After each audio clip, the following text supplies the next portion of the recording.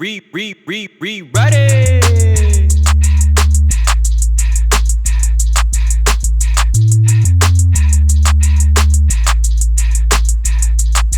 Check Monday, Wednesday, Friday, yeah, you know it's a go. Okay, I see they going off, but we gon' rewrite it though. That's right, Monday, Wednesday, Friday, yeah, you know it's a go. Okay, I see they going off, but we gon' rewrite it though. That's right, Monday, Wednesday, Friday, yeah, you know it's a go. Okay, I see they going off, but we gon' rewrite it though. I said Monday, Wednesday, Friday, yeah, you know it's a go. Okay, I see they going off, but we gon' rewrite it though.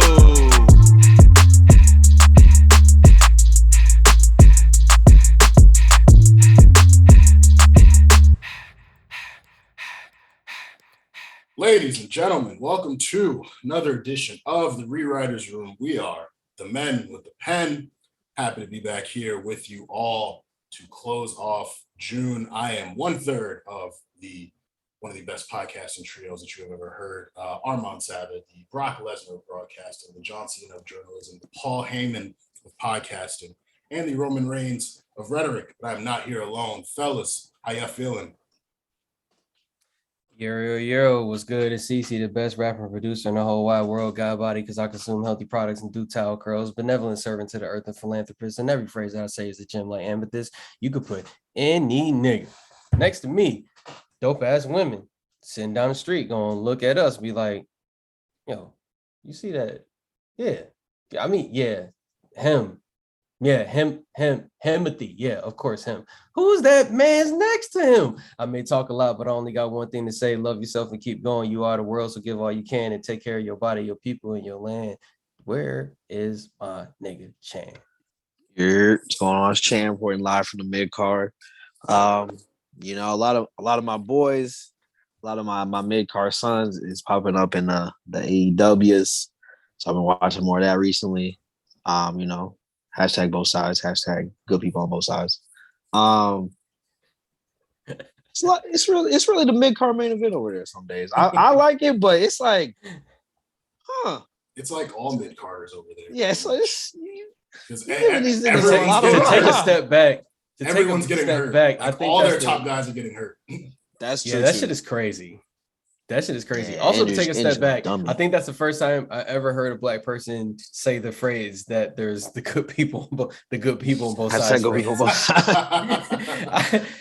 I was like, why does that sound weird? And I was like, oh, because I never heard a nigga say it before. Because it's not usually. It's just funny where it's just like, at this point, like there's so many former like WWE guys and AEW. It's like y'all can't be beefing at this point, bro. It's like it's the same niggas, bro. Bro, if you look at all of the like weddings, it'd be all of them there together. Like they best friends, bro. Like they all cool. Yes, bro. They kicking it, bro. Yeah. But hey, we're gonna jump back into the public. For you all who are not subscribed to the Patreon, you missed a very fun trivia segment and life recap. So make sure that you subscribe to the Patreon at The A Show. Patreon / The A Show RNC for bonus content from The A Show, The War Report, Spot Callers, whatever Meals has cooking up next. Meals always got something cooking up next. And information on potential merch that we will be releasing at some point. And a bunch of other things that we are offering. Apparently it's going to be the Summer of Revenge, as J5 and Meals have labeled it. So Ooh. You can expect some big things. You always want to be on the Patreon for a question of the week. They actually just put out an episode with Rob, aka at Ugly New York on Twitter, which I'm already knowing it's going to be hilarious. I can't wait to play it for myself. So make sure that you all tap in. But let's jump into our pre-write. I'll kick it off. Austin Theory, the theory of it all, man. I liked him. If you all recall, he had that brief Raw stint in 2020 where he came up, got a WrestleMania match within his first few months on the main roster, and then he had to go away for a while because of some allegations. He resurfaced on NXT, joined The Way with Johnny Gargano, Indy Hartwell, and Candice LeRae. Then he came back to the main roster, kind of just out of nowhere, aligned with Vince McMahon. And, early on, I was rocking with it. I was, just generally, I like his look. I think he can work in the ring. His finisher is awful. But I think that he has a lot of potential. Yeah. And then they started with the whole selfie thing. I thought it was funny at first. They've stuck with it this entire time. But it was very clear that he was being forced on us, like forced down our throats.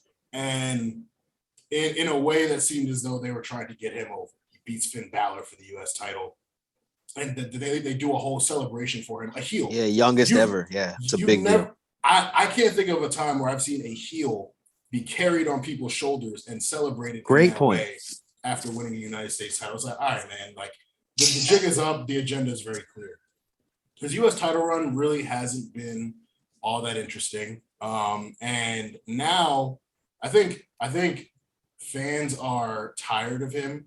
I know that the internet is tired of him, and it couldn't be a better time for him to mix it up with Bobby Lashley. They've done such a great job presenting Bobby Lashley as a babyface and putting him in a position where he's beating up on this annoying ass heel who a lot of people just genuinely don't like. It's like certain heels, you know, they're badass. You fuck with him. He's not even really badass. He's just annoying.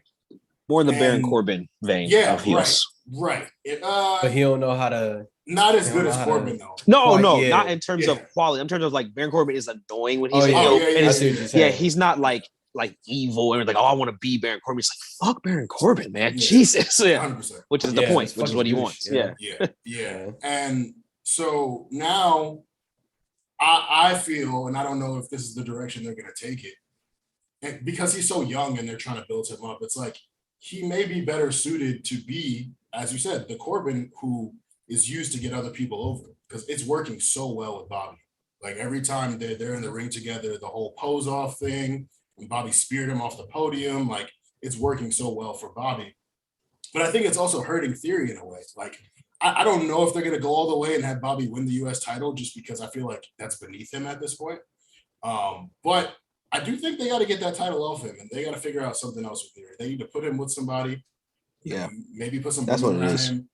The way was his best thing because he had Johnny and Indy and Candice because it's like anything. It's better when it's watered down with other people. It's just too much Theory is too much. And so, yeah, I definitely think that's the way. I mean to cut you off, but I feel strongly about that because the selfie thing is it's so tired. And there was a way it could have been funny if he was just like taking pictures of like his victims, like after that would be kind of cool. It's like, yeah, I got like, this is my like, you know, photo reel of people I beat. Or but if just like he had the phone like hidden in certain places during the match and like he threw somebody into the wall, but it was like the phone was like in between the things in the wall and then he pulled it out, took a selfie. It'd be like, wait, how did that nigga know it's going to be over there? Exactly. Like, something like that. Like, yeah, but the duck face is just, it's not cool, nor is it like that annoying. It's just like, you look stupid. Yeah. Also, you know what his other problem is? It's 2022 and he's like a presented as, to me, it looks like straight white guy. It's like you can't just be that. Like, and he's like a frat star. He's like basically a frat. Yeah, boy. It's like exactly. He's a more annoying. He's a more annoying, less stylish Grayson Waller. And like, I love Grayson Waller. I'm starting to dislike Theory. Yeah. Because the thing about Grayson Waller is like you could like Grayson Waller like annoys people in certain ways or whatever, but like there's something about Grayson Waller where it's like I would hang out with Grayson Waller the character because it would be interesting. What it is that funny. Grayson Waller can talk like I'm better than you, and you're like, oh, Grayson Waller is kind of cool, so like I kind of believe it. Whereas Austin Theory's like, I'm better than you. Like, no, you're not cooler than me, but you have this weird fucking mustache, stupid fucking selfie thing. Like Grayson Waller is funny. Like he is like the stuff he says is like funny. So it's like you at some point you have to like respect. Like at least you get talking shit. Whereas Austin Theory is like, yeah, you're just again, he's like a frat boy. You're just big and strong, but like I'm not intimidated by that. Like you're not. You know, when I was watching Cena last night and I was watching him as people were talking to him, first thing I was like, yo, this nigga like really is like one of those ones who like care about the business and like helping people get over and stuff. Because first of all, I don't think I've ever seen somebody of his level come back and like have that many backstage spots and not only have like that many, and not only have that many backstage spots with new niggas or whatever, but literally have his whole shtick be that he's just gonna let that person talk or whatever. Like basically, he was just letting people talk. And I was like, "Whoa, that was pretty cool." But like one thing I noticed about that, what I was just like, "Oh, John really like took it to another level when he like relaxed and like injected more of himself while being entertaining." And when I was watching Theory just last night, I was like, "Oh, that's what it is." Because someone, I think someone was describing, I think I saw someone describe him as like kind of like a try hard. And I was like, yeah. And exactly. if I'm the boss, to be perfectly honest, I'd rather see somebody giving like the extra 100%. effort. Cause I'm like, at least this nigga trying. Like, if it don't work, then fuck it. Like, I know that I can give him something else and he'll try because he tries hard. That's what I want to see. But at the same time, it's like, if this person is actually going to shine, what needs to happen is the same thing that happened to Becky. It's the same shit that Bianca picked up on very early or whatever. Like Tez is like, you see Tez tapping into it and like really getting into it every week and every week. Like he's less of like, he has his moments where he's like, whatever. But like it's more like mastery and like kind of cool and calm. And even Dawkins is doing that shit. Can change speeds more. It's not just one exactly. gear. It's like he can move it. Yeah, you know what's also it's about having a like making it feel conversational and shit like that, and just getting there. If he can get there, then he's fine. But the problem is he's not there yet, and like his in-ring work is like it helps that he's a heel because he has to fight like a heel, which means that you don't have to do a lot of cool moves or whatever. But it's just you look at it and it's just like, hey, like you got to steer this shit the right way the whole way, or this can go off the rails. But yeah, what were you gonna say? I was gonna say, like what you said, I think that's really it. I'll let you finish one. I'm sorry, we cut you off too, but the whole thing, he's trying too hard, where it's like not just like when you're talking, but it's like the thing that I thought was so interesting about his interaction with Cena was like the moment it felt like he was basically being like, I'm going to unseat you, Cena. Like, I'm the new guy who's actually here working every day. That was the most interesting he's ever been. When he was like a little bit of like that legend killer, like, no, I'm here doing it. I'm not trying to do the stuff. I'm the one here actually doing it. Then he became interesting. But it's when he comes out and it's like, man, what do you want me to do? It's like, now you're just like, again, you're trying. Like, if he just acted like I am important, I'm here to take down the legends, like that vein. He was, because he has that look of like the cocky guy. He was also like, maybe I don't know how tall John Cena is, but like he was taller, bro. Yeah.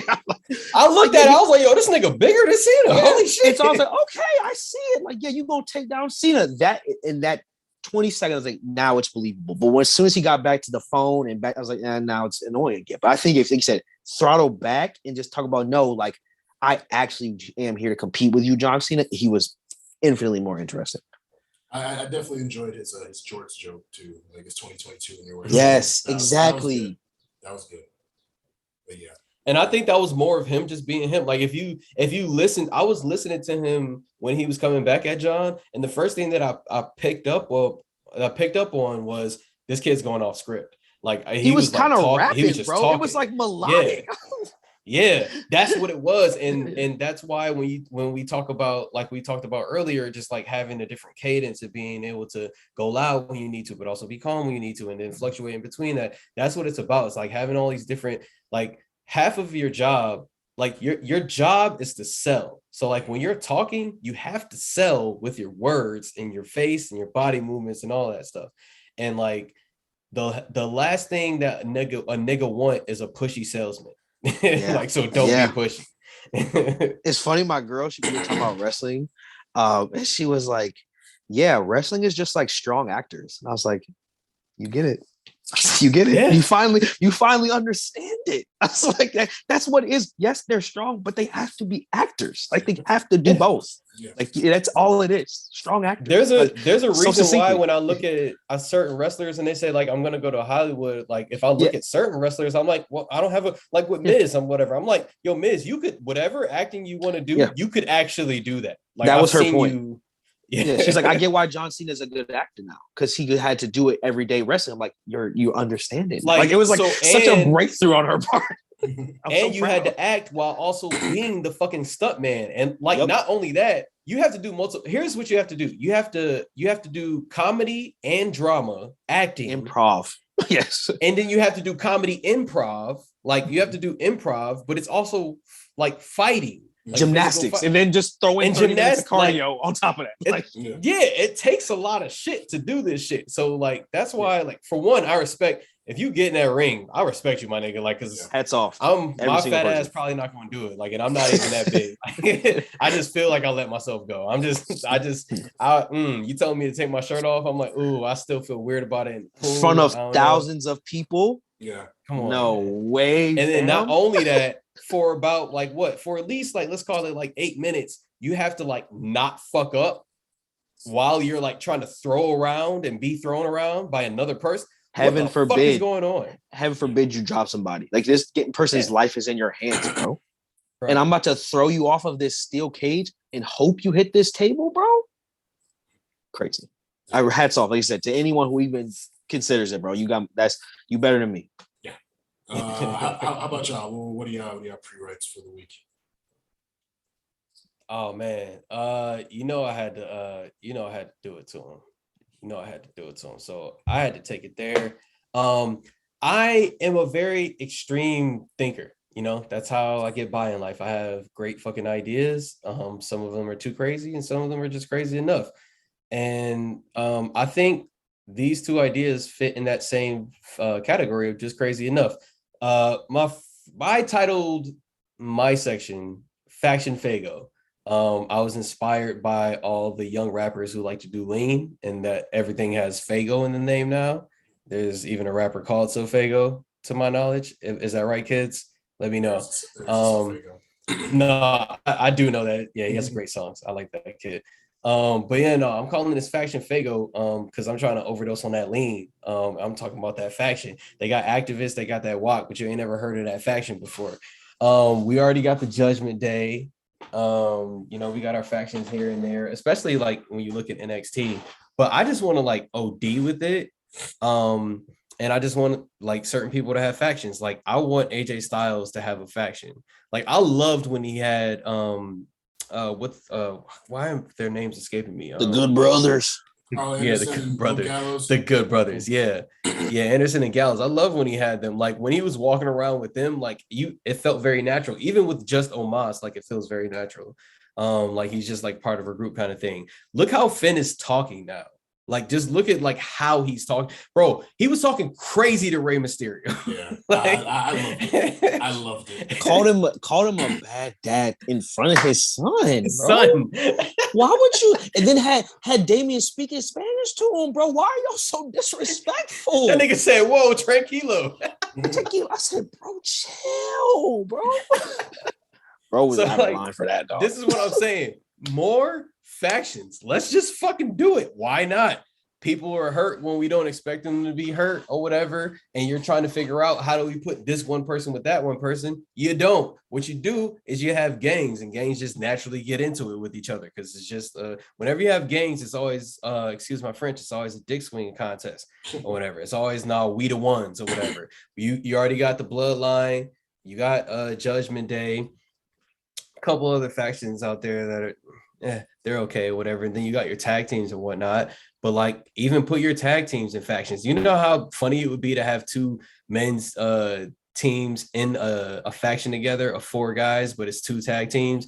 And then like at some point, like they start clowning each other because like the one like be losing matches and the other one be winning matches, or like it would just be crazy or whatever. Like there's so many ways you can go. But I just want to see shit get crazy. I feel like we're going to that point or whatever.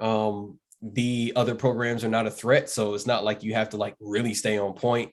So like just try some crazy shit. And then the other side of what I want to talk about is like, since we like to go full throttle with shit and go extreme, I want Bobby Lashley to go like full fucking like Hulk Hogan, like to where his matches just turn into a thing where it's just like, oh, I'm pumping up, brother. Like, and then like because I watched watching him with Theory, like and because Theory is hated so much, it did really help him. But he's also really fucking loved right now in a way that I have never seen in my life. Yeah. So like capitalize on that shit and just turn this motherfucker into the Hulk. Y'all already have him winning handicap matches on the regular.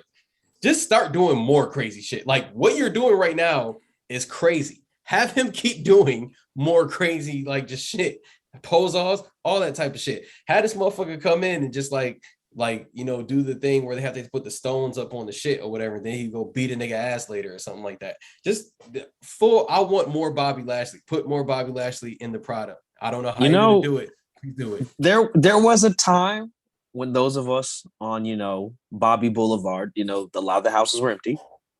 There weren't people moving in every week. It wasn't the most jumping neighborhood, I'll admit. But it's beautiful to see my man Bobby. It's just nice to see like Bobby Lashley figured it out, man. God, it was a time where I was like, hey man, maybe ECW is all you get. Maybe that's what you need. I don't know, bro. But it's just nice to see him. We were talking about before, like guys who just people who come back and just like get their flowers. Like, yeah, Bobby Lashley was always kind of cool. And yeah, he was fucking corny. The sister thing was weird. We don't really talk about it, but like there was a certain point where like, yeah, he was Black Rock. And like he could have, if maybe we could have gotten out of our own way and WWE would fix Michelle. You see how it could have gotten there. And like it's just nice to see him now be not obviously at Broxville, but just be respected as like, yeah, Bobby Lashley is a main eventer, WWE champion. Like, yeah, good for Bobby, bro. I'm just happy for bro. Bring back that finisher that was like the reverse attitude adjustment. You need to bring that back because that was a cool finisher. Crazy. The dominate, that was cool. Fantastic. But like, other than that, I'm glad you got rid of that stalling suplex, god awful finisher. Might need to drop the spear, but you know, you keep it if you like it. And he got rid of the headband too. The headband. Oh my god, he did have the headband. That's happy for Bobby, really, man. That's really where he leveled up. I think two things I would like to see for Bobby. Or this one is kind of a fantasy thing. I think in what Cece was saying about like, you know, turning him Hulk Hogan-ish, although Hulk is gross, but I see the vision. They should do, I think they did this with Big E and Andre the Giant in the past. Do the 5 count when he pins someone. Have the ref have to count to 5 for when Bobby is fighting somebody. They should do that. I think that would be cool. That would be cool. Secondly, I think he should go to SmackDown in the next draft because I need to see Bobby versus Gunther. That's what I need to see. I need to see Bobby big meaty men versus Gunther. You talking about work rate, bro? Come on, man. The chop on Bobby's pecs bro. might shatter the walls of that stadium, dog. Yeah. They might do that shit outside, bro. Like it shit might not be safe. Like ring's not strong enough for that, bro. That's 2 men, bro. That's 2 adults wrestling, bro. 2 Olympic sized niggas, bro. And that's the other thing. Real quick, I just want to say, like Bobby is his in-ring work has become crazier. Like he tells a story with the wrestling a lot better. So like great. yeah, he's made it for sure. Yeah, it's like I just feel like there's really no one else for him on Raw at this point. SmackDown needs people. We say this on every show on the A Show Network and just in general. SmackDown needs people. I feel like Bobby hasn't been on SmackDown since his first run. Like that's what I'm about to say. I feel like he's been on Raw the whole time. I don't even think he's gone to visit SmackDown at any point. Like not even Survivor Series. I was about to say during Survivor Series build-ups, Thunderdome, nothing. He's been on Raw the entire time. Send that nigga to SmackDown. That'd be cool. Especially if it's a family deal. What do you mean? Ooh. Like maybe he's like, dude, I'll do Mondays, but like give me Mondays to be on TV and stuff like that. But like the other time, like I'm gonna, you know. I just feel like the NFL loves football niggas and army niggas, and Bobby is both and a wrestler. So like he would be on Fox, they put him all over the like that coverage. Bro. Like him sitting next to like Michael Strahan is nothing, bro. Like they both 2 massive people. Like I just think on Fox he could also get more mainstream shine. Is like, look at this Black Greek god we also have next to our Samoan Greek god and our Black female goddess. Like we just like I feel like the W just really get crazy with it. And it's also because like Roman is showing up on TV less. I don't know the next time he's going to be on Raw. So if we're going to get to Roman Bobby got to go to SmackDown unless they're going to have Roman pop up on Raw at some point. So or maybe it comes to when they finally split the titles and one ends up on Raw.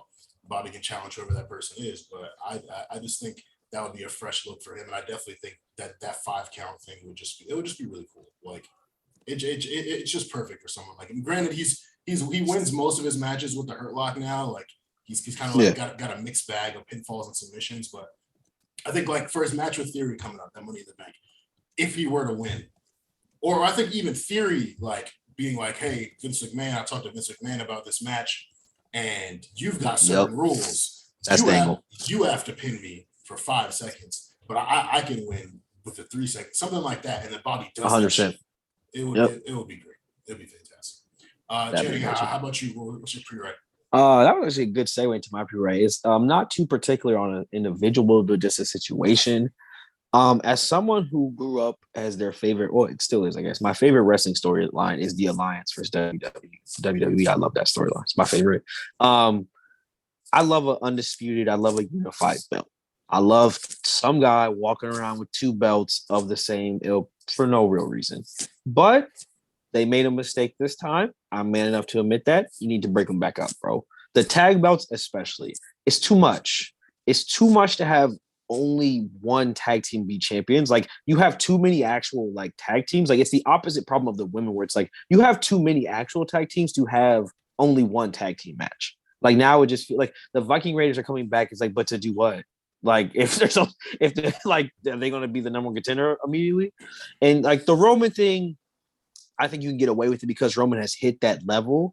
But it's just like, it's a lot of Jimmy and Jay and no Roman on both shows, where it's like, that's not really what we all signed up for. Like, we signed up for the tribal chief, not the Usos. And I love the Usos, but like, it's kind of like if you went to a Destiny's Child show and Beyonce wasn't there.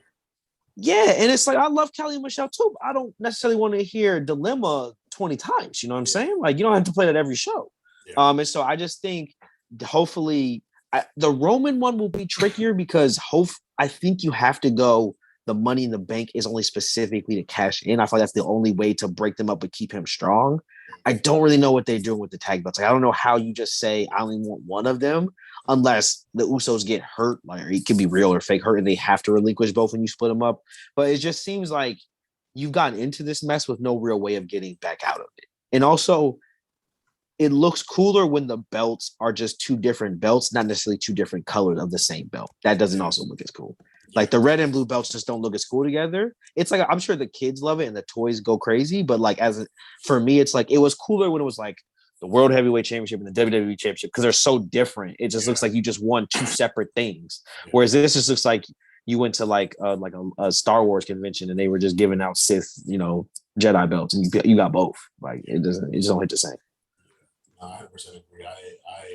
I would definitely be less harsh on this undisputed direction if it was like a cooler belt situation. It's just like, it's annoying. It's annoying. Yeah, it's just annoying. It's just like you, and it's just, again, it's like it sounds bad, but like, if it were Seth Rollins and I just got more Seth Rollins every week, I'd be into it. But it's like, how there's only so many tag matches that Street Profits and Jimmy and Jay can have, bro. Like, it's only so many, dog. Like, yeah, I like the singles matches too, but tag teams are kind of confined in that way, where like, if Roman was on both shows, he could wrestle two different people on both shows. It could get cool, but like, they're just not going to do that with two tag teams. That would just be exhausting, I feel like. 100%. Let's jump into these free rights real quick. Very Money in the Bank related, but also Roman Reigns related. So I'll throw this one at you, CC. Who wins the women's Money in the Bank ladder match now? The card is set. Raquel Rodriguez, Becky Lynch, Alexa Bliss, Asuka, Lacey Evans, Shotzi, Liv Morgan. Who wins the Money in the Bank briefcase? Fucking Lacey Evans. Don't say that. Why would you say that? Why would I just wanted to see how. Why would you say that? Natty already wrestling that night, bro. Why would you say that? Oh, bro? damn, bro. Damn. You said I gotta watch Natty and Lacey Evans? Jeez. Hey, man. Well, In this political climate? I can't do that. It somehow would not shock me if Lacey ended up doing it. It wouldn't shock me. So that's true. Yeah, it wouldn't be shocking, especially on around July 4th. It would not be shocking but people are so heavy on the Liv should win. Liv is gonna win. I don't see it. No, there's not. I don't see it. Honestly, what I think could potentially happen is they bring back Bayley as like a tweener. She beats up Liv before the match and then takes Liv's spot. That would be perfect. I'd be into that. I would love Bayley actually getting a run with the briefcase as opposed to when she cashed it in the same night in 2019. Oh, that my would be God. a really cool way to promos with the case. She could style it up too with her fits. Yeah, that would be. She'd be good with it. That would level be the of Bayley. Scenario. This level of Bayley with the fucking briefcase, my nigga. The Bayley in the bank. Bayley in the bank. That's hard. Every Friday. That's hard. That's hard as hell. Yeah. Or I can low-key see Becky Lynch winning it too. I'm not gonna front. That's who I think will win it. I think it'll be the power couple gets it. Which is like it would be cool. I feel like it's a safe choice, But it would be cool, and it would be a cool way to set up the rematch with Bianca if she were to cash in. Let's say after. Oh, I think they going the other way, bro. I think she gets it, and that's how they separate them. She go to SmackDown, and I don't know if it's gonna be Ronda. The heater match is Charlotte, but I don't know if they ready to tap on that till WrestleMania. But I think that's how they. I think that's how they. That's my them. thing. It's like I feel like they want Becky Ronda 1-on-1 at Mania, and so I mean you could do it early and then separate them and then run it back. Yeah, that's true. To where one of them wins the Rumble or one of them wins an Elimination Chamber and they see each other again. But yeah, I feel like there's a good chance Becky ends up winning as well. So. I just feel like also with Liv Morgan, her moment will come on some Jeff Hardy shit. Where it's not gonna be when niggas expect it. Like I feel like her moment will come on some like Liv Morgan has randomly won the Royal Rumble and niggas did not see it coming. Like it won't be the like, yeah, this is the moment. I feel like because I feel like her pop is gonna be like I'm not the biggest Liv Morgan guy, but people are ready to die for her, and so it's like they're gonna want to maximize that. And also like Liv Morgan versus Bianca don't feel realistic. Because there's no, unless Liv turns heel, there's no way I see babyface Liv taking out Bianca Belair clean. The way they've built both of them, that would not make sense also. Yeah. But if you're a Liv Morgan fan, the good news is that, they're building her up to go do something because they didn't have her pin Alexa on accident. It's the Daniel Bryan. You got to eat L's until you get to the big W, but you got to eat hella L's, bro. Yeah. I think the whole Becky program for Liv is a really good test for her. It definitely pushed her to a new level, and she's improved since then on the mic. Her in-ring is getting better. So yeah, cool finisher. I think with her it's a slow build. It's just a matter of the pecking order right now. It's Bianca, it's Becky, it's Ronda. Unfortunately, it's Natty right now. Challenging. Charlotte gonna be back. That honeymoon gonna end, bro. She not pregnant, bro. That honeymoon gonna end soon. She'll be back. Yeah. As far as who I actually think is gonna win, I'm actually saying Raquel. Is it Raquel Gonzalez? Raquel Rodriguez now. I think it's Rodriguez now. Yeah. She smiles too much. She need to go back to being a heel. It's the baby face. Yeah, what is that about? It feels weird. Yeah. It feels.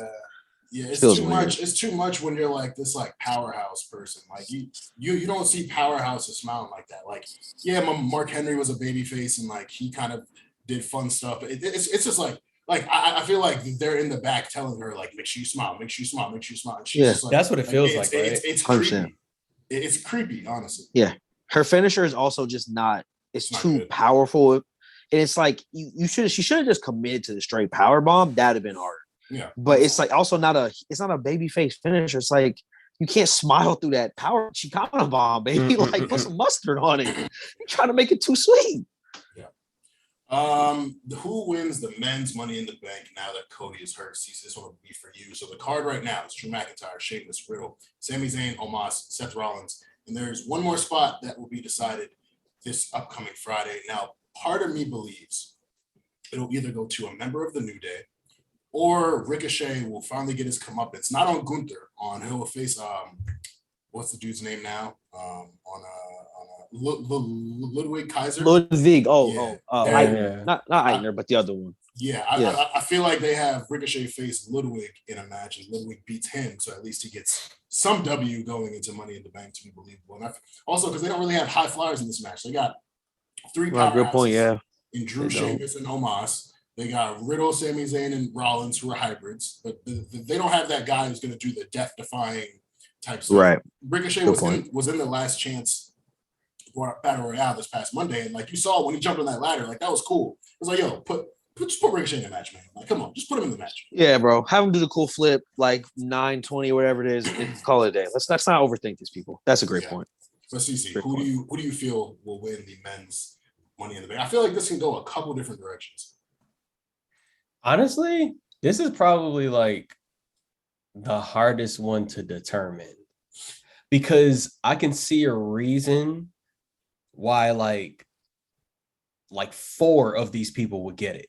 I feel like Riddle is too obvious. Like to me, he's too obvious. I feel like Seth is also too obvious. But those are also 2 people who could like just actually win it. Sami Zayn would be funny, but how long would that play out and how much would you get out of that? You know, like when you do Money in the Bank, the idea is for whatever that main story, the two main stories to come out of those, the women and the men's, is to like, in my mind, is to take that as far as possible or just make it hit as best as it can. And usually that involves putting some time into it. So I can't see Sammy taking it. And then I look at who's left and I'm like, well, they're not going to give it to Omos. I just can't see that happening. There's no need to explain it. We all know here. Omos, Yeah. There is no need for Omos to win the Money in the Bank. That's Yeah, like when he's Omos in there. He's in there to hurt someone. Yeah, He's in there to take someone out. Probably he'll have another feud. He'll have another feud off of this probably, but no. And then I think about Sheamus and I'm like, well, he could always be a person that you could just like put back into that spot as long as he has the right feud with somebody. And hopefully that feud is with the person who already has it or is about to get it or something like that. But the thing is he's been with Ridge and Butch or whatever. So it's just like, they're going to keep that going. So that's not going to happen. And then it comes down to that other guy. And you're like, is this the time? They do have shows overseas, fucking castles and whatnot. Interesting. So then I think about this, and then I also think about if you can like draw it out for a long period of time, how you would draw it out, why you would draw it out, and the different benefits you get from that. The first thing is like Drew with it looks threatening for a long time, and he can be in the main event picture for a very long time, which he, it's about time to cycle him back into that. So whether or not he successfully cashes it in or whatever happens with that, he'll just be in the main event spotlight again instead of like coming like the top of the mid card.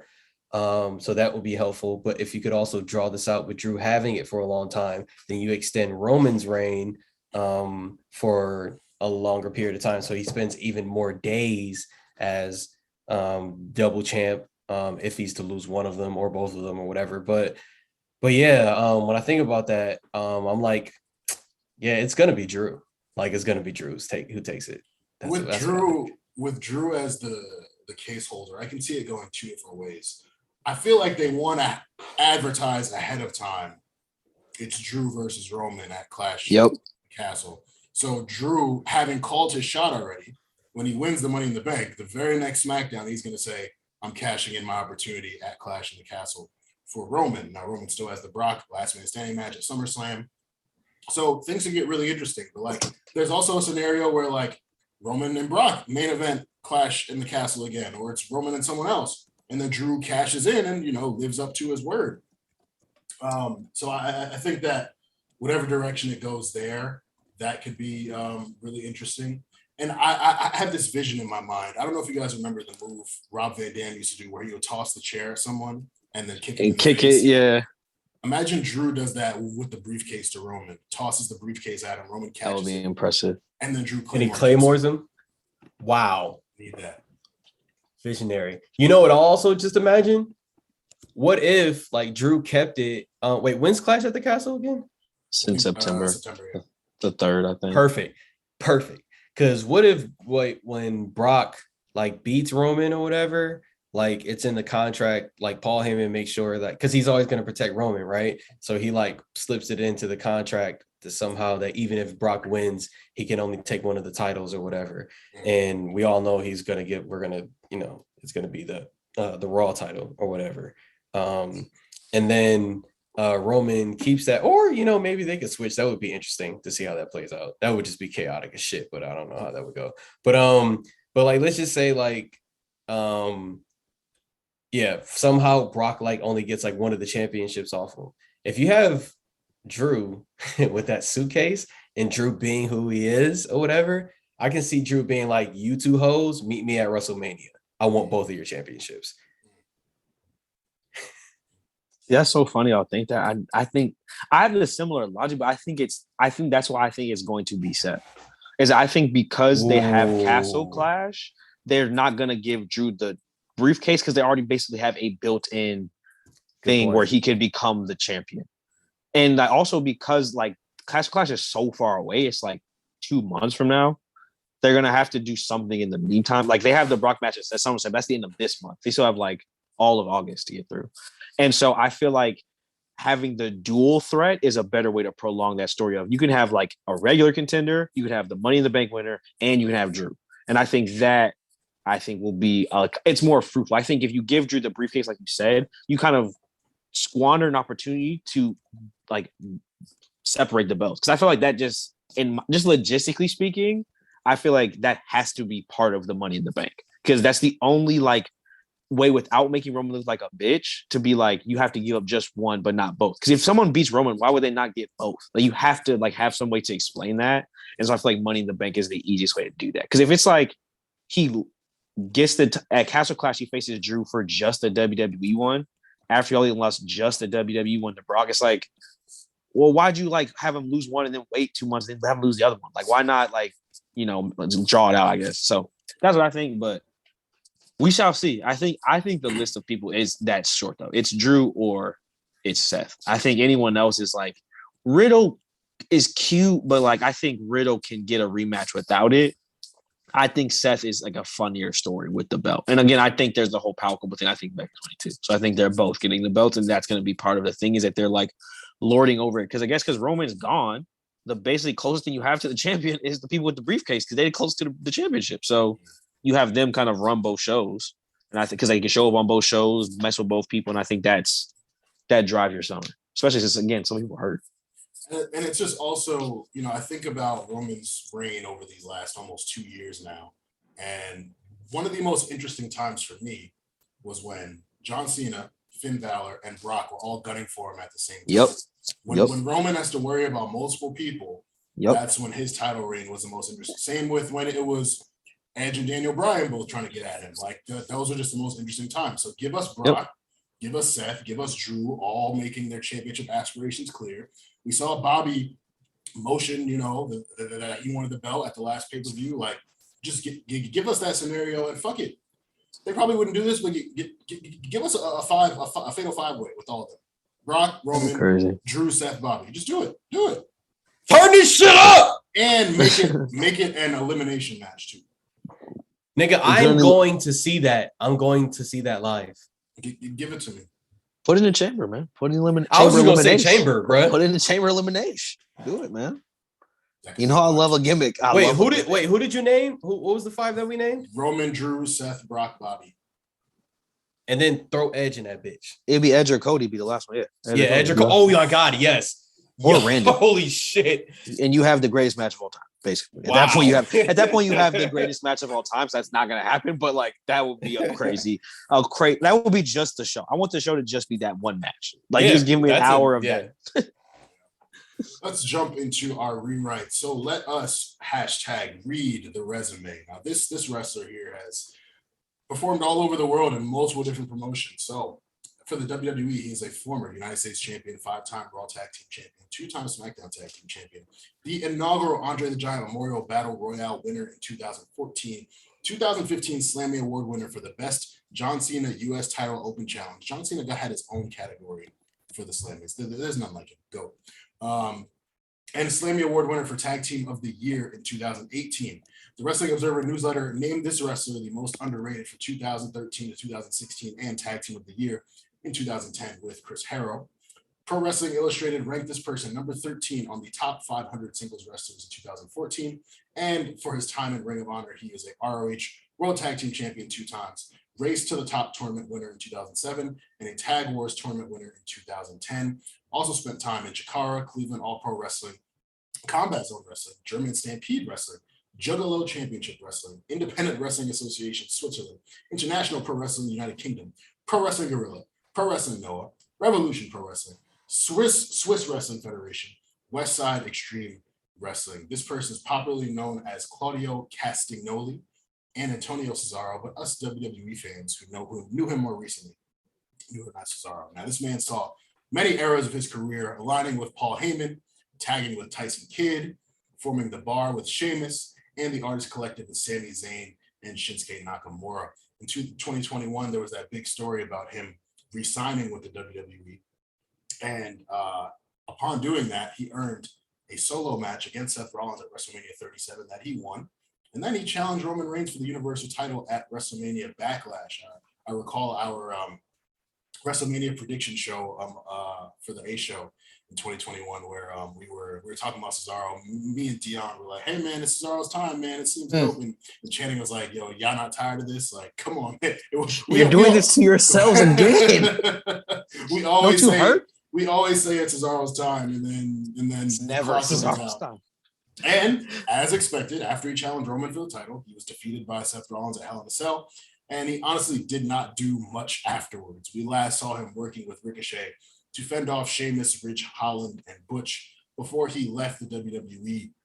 And this is a timely rewrite for us because Claudio recently debuted at AEW and New Japan's Forbidden Door pay-per-view, replacing the injured Bryan Danielson and joining the Blackpool Combat Club and defeating Zack Sabre Jr. Now, we are going to rewrite Cesaro's 2021 and beyond upon leaving the WWE. So really that moment after he loses to Seth Rollins at Hell in a Cell, what is Cesaro doing next beyond that? Let's have Channing start. So I'd take it back a little further than that. I want to really give y'all something. This is Cesaro is a product of the mid card. He is one of us, so I had to give special care to one of my sons. Although it's a classic tale of Icarus where y'all bigged his head up too much and he got too close to the sun. So just be warned. Okay, so we'll start at WrestleMania Backlash 2021. He loses to Roman Reigns, but it is a valiant showing, as most of you know. Cesaro is one of those people where he loses, most of his big singles matches at least, but fans still love him. So afterwards on SmackDown, again, this is still during the Thunderdome era, so you got to think about that. It's going on too. So Wilder stuff was happening, it was just a different WWE. So Apollo Crews comes out on SmackDown and is bragging about being the best, wrestler in the company. He is African royalty. He is still in his Nigerian prince phase. He's also current Intercontinental champion. At this point, Cesaro comes out and challenges him. He says, "I'm the best wrestler pound for pound."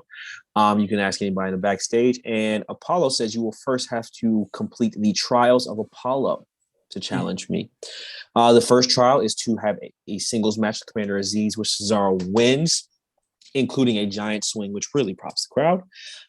The next match is a tag match where Cesaro has to pick his opponent.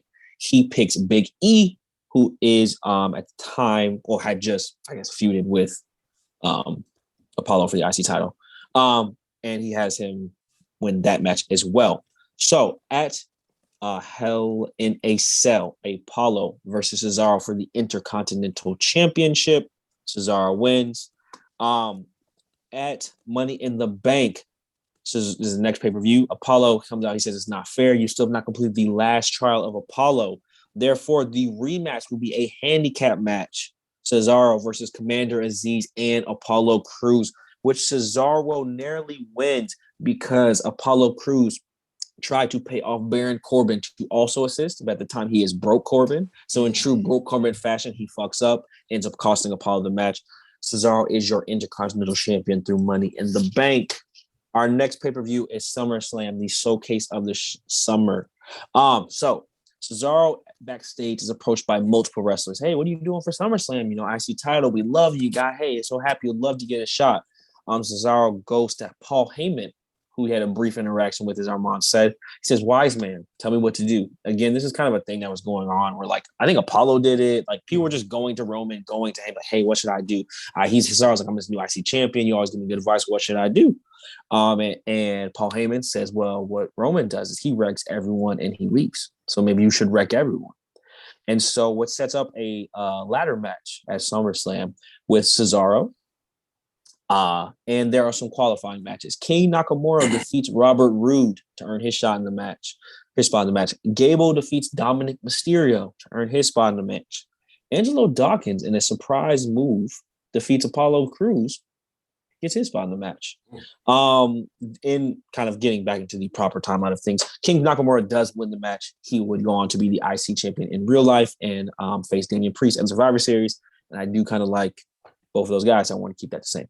But I just feel like Armand was saying, I was surprised. I didn't realize he only had the one U.S. title run. He only has one single championship run at all. And so I felt like a nice rewrite was it's crazy he's never been Intercontinental champion. Like, if Cesaro doesn't scream European champion, I don't know who does. And so it's just wild he never got an IC title run. But, very decorated tag champion, so I didn't want to go that route. But yeah, I just feel like he could have a cool little SummerSlam match, nice food Apollo, both guys can work. And, everyone's happy. He gets to, get his title shot, gets his big win, especially that Money in the Bank match. That's another thing. That was the first match back with fans. So I feel like that would be a good thing to pop the crowd too, where it's like, oh, Cesaro gets his big singles title win. Everyone's going crazy. We're back in the stadium. WWE's back. I think that would be cool too. And then, like I said, I love a SummerSlam Intercontinental ladder match. So I had to throw that in there. So yeah, that is my rewrite for Antonio Cesaro. Happy to see you in the Blackpool Combat Club. Love the faction name. Love a group, as Cece said. Love a gaggle of wrestlers with an old man giving them directions.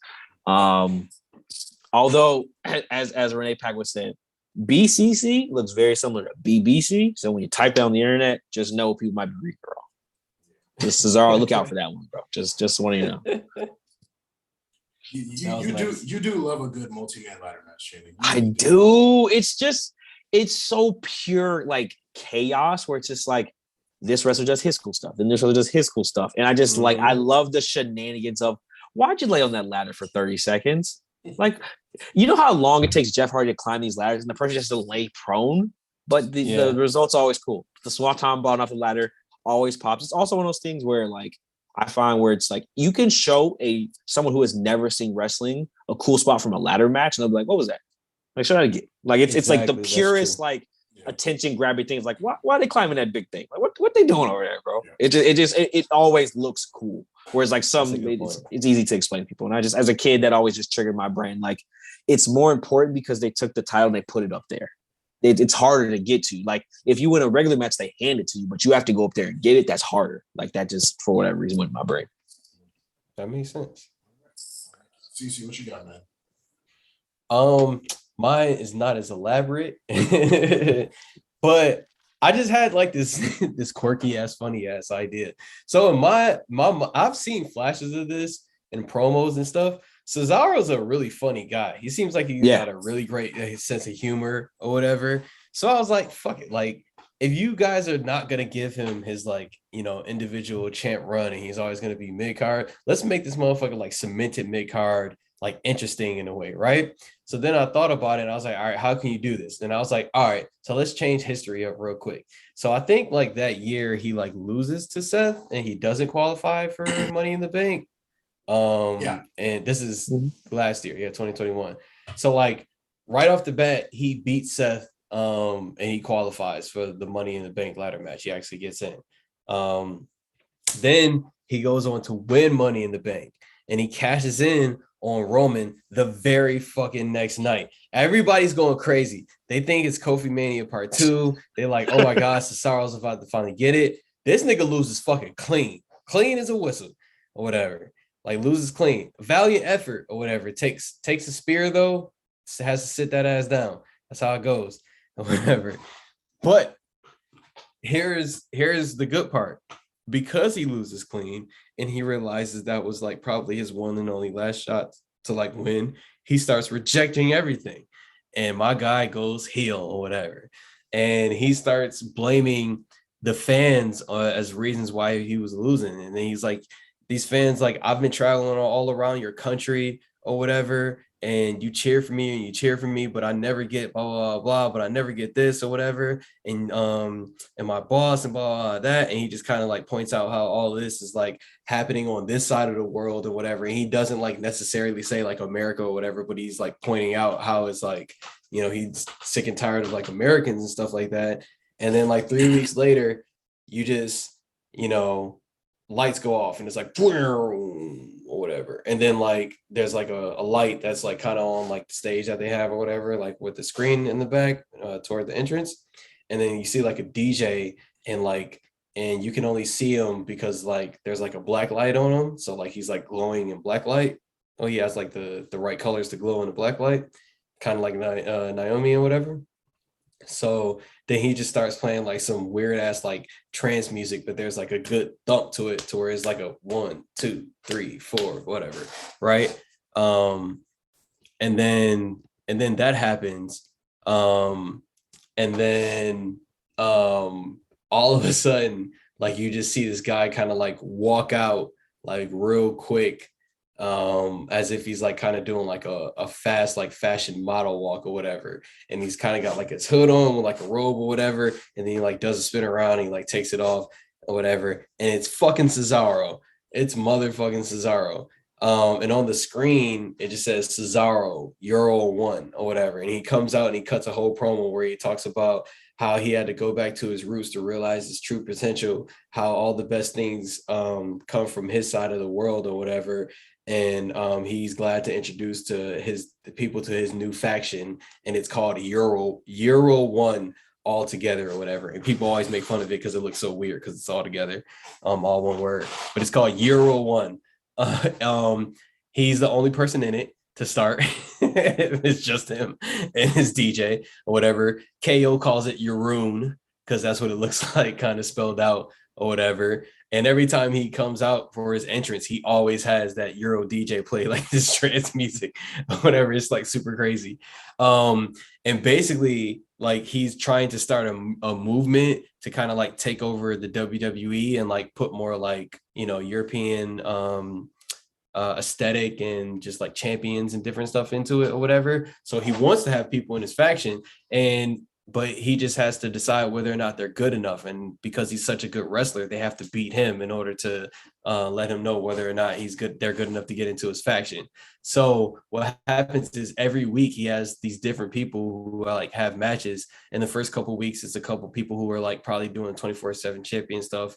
And they just like they're like, oh, maybe I just want to try this out to see if I can have a place / like, oh, I can beat this guy or whatever. And then it kind of gets ramped up because he's messing with people backstage, and then he has like matches for it or whatever. And then like he starts like feuding with people, and the stipulation is that if he wins, then they have to join his faction or whatever. But like it kind of comes with like this whole contract where you have to do what he has to do. But the thing is like nobody ever beats him because he's a heel, and he always gets to a point where it looks like he's about to lose, and once he realized that, he does some heel dirty shit and he wins the match, whatever, because he cares so much more about winning than having people to like actually satisfy his goal. So it can like keep going over and over and over, and you can do all this different stuff with it. But yeah, that's just like basically it.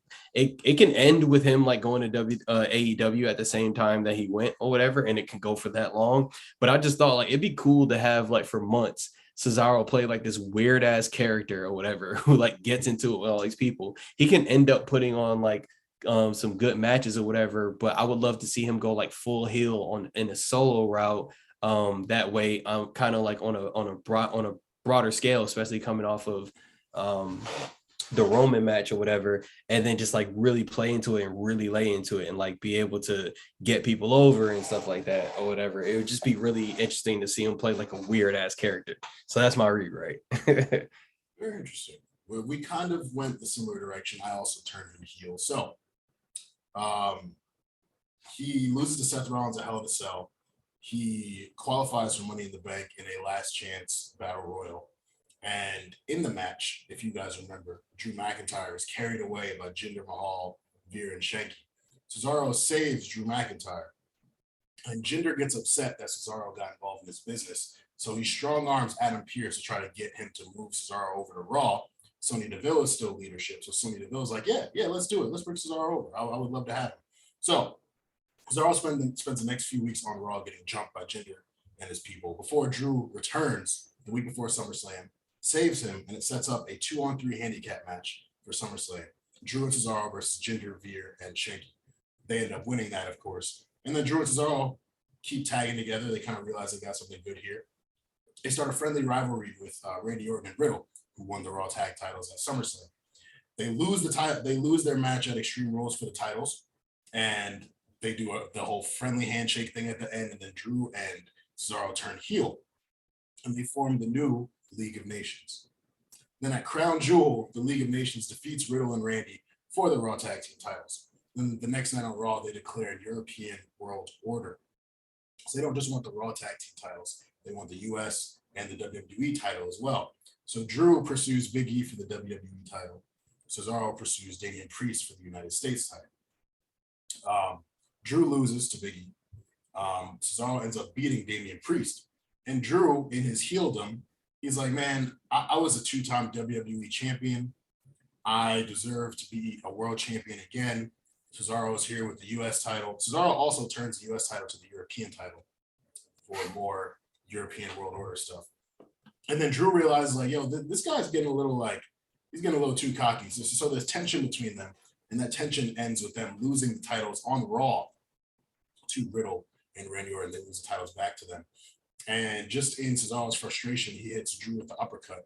So then Cesaro and Drew feud over the European title. And in Cesaro's send-off, because in my rewrite, he still ends up leaving WWE, they have Drew and Cesaro face off in a no-holds-barred match. Drew beats his ass badly, like very, very, very badly. They run the whole injury angle. Drew is the European champion, stays on Raw for a little bit, ends up losing the title to Finn Balor, who turns it back to the United States title, and Cesaro's gone. So yeah, really just like putting him and putting Cesaro in a tag team is just like, that's what they do already anyways, but making it a bit more interesting. Like, I think the most interesting version of Cesaro for me was when he was in the bar with Sheamus and seeing their progression, wearing the same jackets, wearing the kilts, you know, the poses they would do, all that. And, you know, Drew was floundering for most of last year. Like a SummerSlam match with Jinder Mahal, a WrestleMania match with Baron Corbin, like, come on, man. So you put Drew in a tag team, you get Drew another tag team title reign, and then you kind of put him in an interesting mid-card feud where it's like, you know, Drew fighting for the Intercontinental title would feel like a demotion from what he's been doing, but you add that level of interest in it being these two European guys who came together to start this European World Order thing, and then one of them gets tyrannical and a little too crazy, and then Drew reverts back to a babyface over the course of his feud with Cesaro and absolutely cooks him and sends him out of the territory. So yeah, that's my rewrite.